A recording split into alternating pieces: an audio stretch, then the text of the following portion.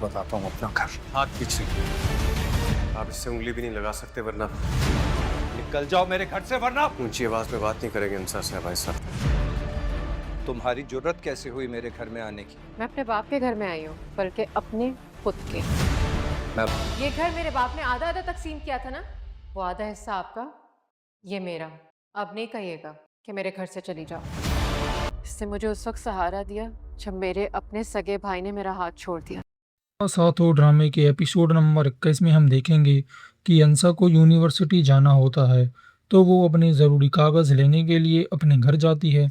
तो वहाँ अंसा का भाई भी होता है, और जब अंसा घर के अंदर आने वाली होती है तो उसका भाई कहता है कि खबरदार अगर मेरे घर के अंदर आने की कोशिश भी की तो।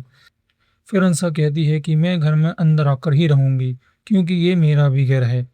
फिर अंसा का भाई अंसा को थप्पड़ मारना ही वाला होता है कि अनस भी वहाँ आ जाता है, और अनस कहता है कि हाथ उठाने की गलती बिल्कुल भी मत करना, क्योंकि अंसा अब अकेली नहीं है, वो मेरी बीवी है और मैं भी अब उसके साथ हूँ।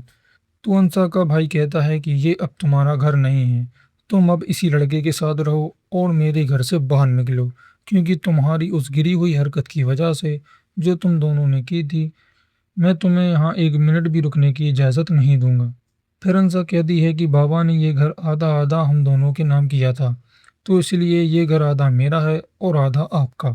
फिर अंसा की भाभी उसके भाई को बहुत भड़काती है और कहती है कि ये दोनों यहाँ पर कब्जा करने आए हैं, अगर ये दोनों यहाँ से नहीं गए तो मैं इसी वक्त अपने घर चली जाऊंगी।